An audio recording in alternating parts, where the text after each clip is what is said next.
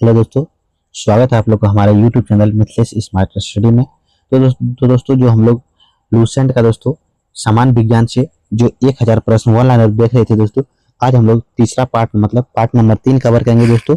201 प्रश्न से आगे बढ़ेंगे। अगर आप लोग दोस्तों 201 प्रश्न से पहले का वीडियो अगर नहीं देखे हैं तो आप लोग दोस्तों इस वीडियो के लेक्चर में जाके हमारे ये 201 नंबर प्रश्न से आप लोग देख सकते हैं दोस्तों। तो आइए दोस्तों शुरू करते हैं बिना समय का बातें। पहला क्वेश्चन है दोस्तों 201 नंबर का प्रश्न है दोस्तों क्या कि पृथ्वी का दोस्तों कि पृथ्वी सूर्य की परिक्रमा लगभग कितने कितने समय में पूरी कर देता है? क्या 365 दिन में 6 घंटे में दोस्तों पूरी कर देती है पृथ्वी का दोस्तों। अगला प्रश्न है कि पृथ्वी का एकमात्र उपग्रह कौन सा है दोस्तों? वो क्या हो जाएगा? चंद्रमा हो जाएगा दोस्तों। वो है चंद्रमा का दोस्तों। चंद्रमा पर क्या दोस्तों चंद्रमा पर वायुमंडल क्यों नहीं है? तो गुरुत्वाकर्षण के कम होने के कारण जो चंद्रमा पर वायुमंडल नहीं है। कि सूर्य दोस्तों सूर्य का प्रकाश क्या दोस्तों सूर्य का प्रकाश पहुंचने में पृथ्वी पर पहुंचने में कितना समय लगता है दोस्तों? तो वो कितना लगता था? 8 मिनट 20 सेकंड। और एग्जैक्ट बात करें दोस्तों 8 मिनट 16.6 सेकंड का टाइम लगता है दोस्तों। अगला प्रश्न है कि सौर मंडल का दोस्तों कि सौर मंडल का सबसे गर्म ग्रह कौन सा है? तो सौर मंडल का दोस्तों सबसे गर्म ग्रह है दोस्तों क्या है? जो सूर्य हो जाएगा दोस्तों। कि किस ग्रह का दोस्तों किस ग्रह के चारों ओर अष्टपट वलय पाया जाता है? तो वो शनि ग्रह के अष्टपट वलय पाया जाता है दोस्तों। पृथ्वी का दोस्तों कि पृथ्वी की सबसे निकट तारा कौन सा है? तो वो क्या जाएगा? सूर्य हो जाएगा दोस्तों। कौन है दोस्तों? वो सूर्य है।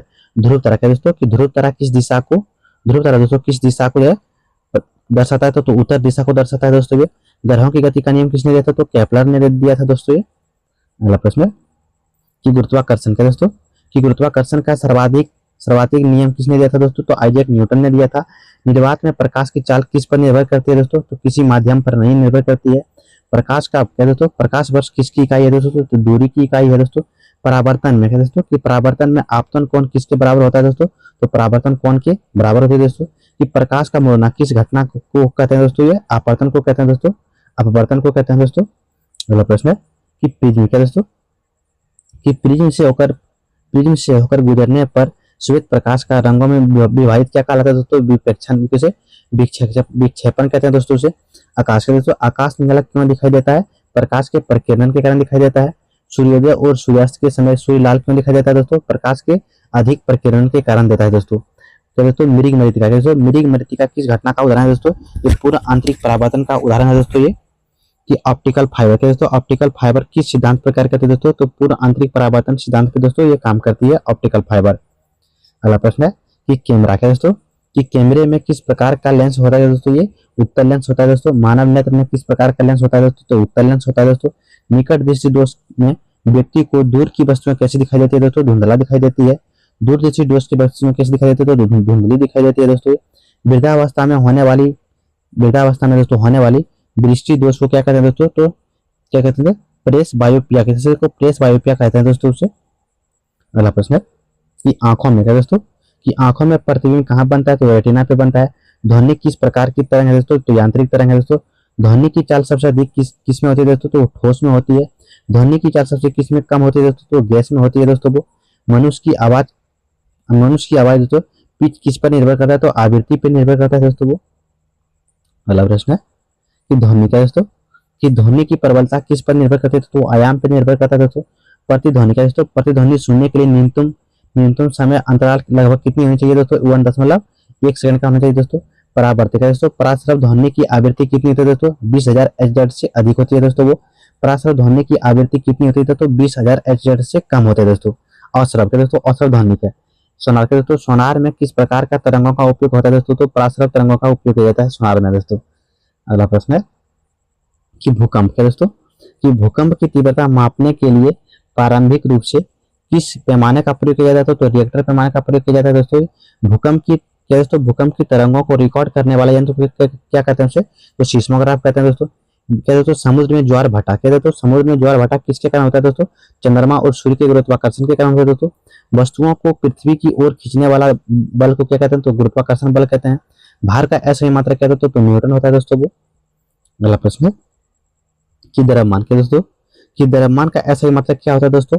तो किलोग्राम होता है। और घनत्व का सूत्र क्या है दोस्तों? द्रव्यमान बटा आयतन होता है। अपेक्षित घनत्व की कोई इकाई होती है दोस्तों? तो नहीं होती है कोई इकाई। आर्किमिडीज का सिद्धांत किससे समझा दोस्तों? तो उत्प्लावन बल से समझा दोस्तों। तैरती हुई वस्तु पर उत्प्लावन बल किसके बराबर होता है? तो वस्तु के भार के बराबर होता है दोस्तों वो।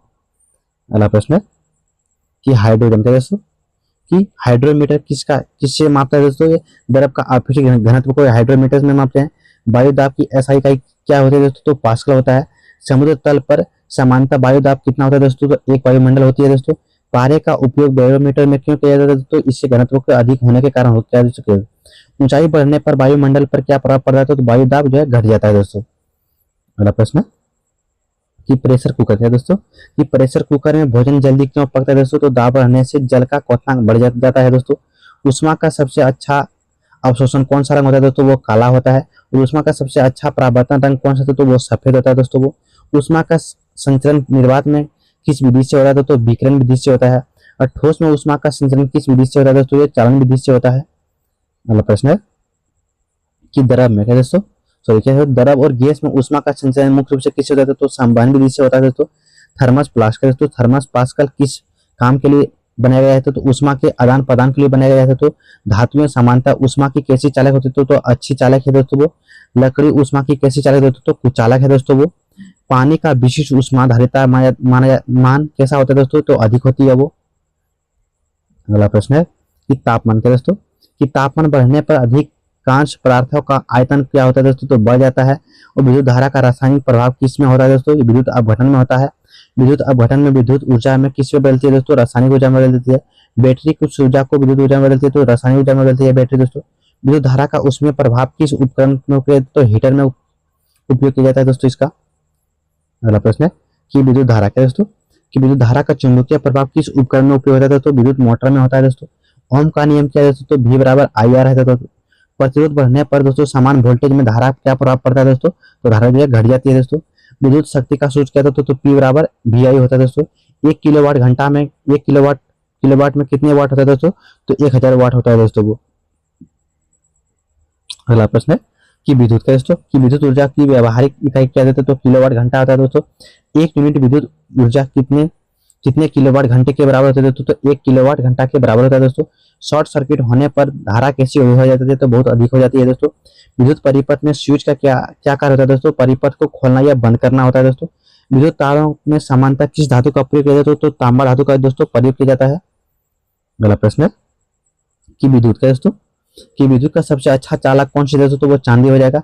रबड़ जो है विद्युत का कैसा चालक है दोस्तों, तो कुचालक हो जाएगा।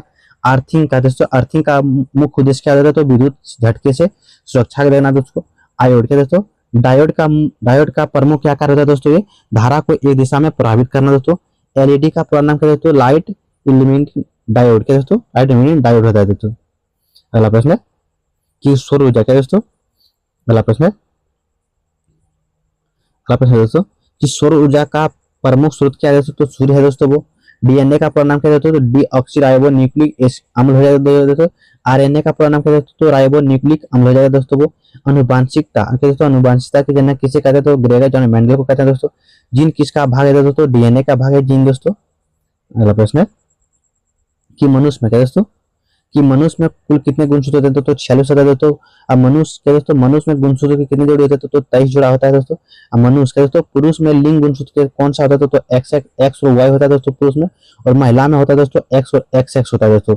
रक्त समूह की खोज किसने की थी, तो कार्ल लैंडस्नेर ने की थी दोस्तों। अगला प्रश्न है कि सर्वदा क्या दोस्तों, सावित्री दोस्तों, सर्वाधिक रक्तदाता कौन सा रक्त समूह को कहते हैं दोस्तों, ओ को कहते हैं दोस्तों।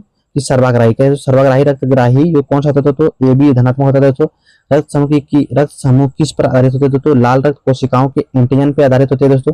मानव शरीर में लाल रक्त कोशिकाएं कहाँ बनती है, तो अस्थि मज्जा में बनता है दोस्तों वो।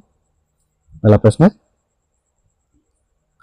कि लाल रक्त कोशिकाएं का औसत जीवन काल कितना होता है, तो लगभग 120 दिन का होता है दोस्तों। श्वेत रक्त कोशिकाओं का जीवन काल कितना होता है, तो रोगों से रक्षा करना दोस्तों। मानव रक्त का पीएच मान कितना होता है दोस्तों, ये 7.4 होता है दोस्तों। और समानता मानव शरीर का दोस्तों, समानता मानव शरीर का तापमान कितना होता है दोस्तों, तो 37 डिग्री सेल्सियस होता है दोस्तों। शरीर का तो शरीर में यूरिया का निर्माण कहाँ होता है, तो यकृत में होता है दोस्तों ये। अगला प्रश्न है, अगला प्रश्न की मूत्र का निर्माण किस अंग से होता है, तो किडनी यानी कि वृक्क से होता है दोस्तों। वृक्क की संचारत्मक क्रियात्मक इकाई क्या है, तो नेफ्रॉन है दोस्तों वो। दोस्तों हम लोग 300 प्रश्न देख लिए दोस्तों, ये 200 से लेकर 300 प्रश्न देख लिए। 300 के प्रश्न के आगे हम लोग नेक्स्ट वीडियो में कवर करेंगे। अगर आप लोग की वीडियो हमारे पसंद आता है तो चैनल को सब्सक्राइब करके अपने दोस्त को शेयर कीजिएगा और दोस्तों वीडियो को लाइक कर दीजिएगा। मिलेंगे तब तक नेक्स्ट वीडियो में। जय हिंद।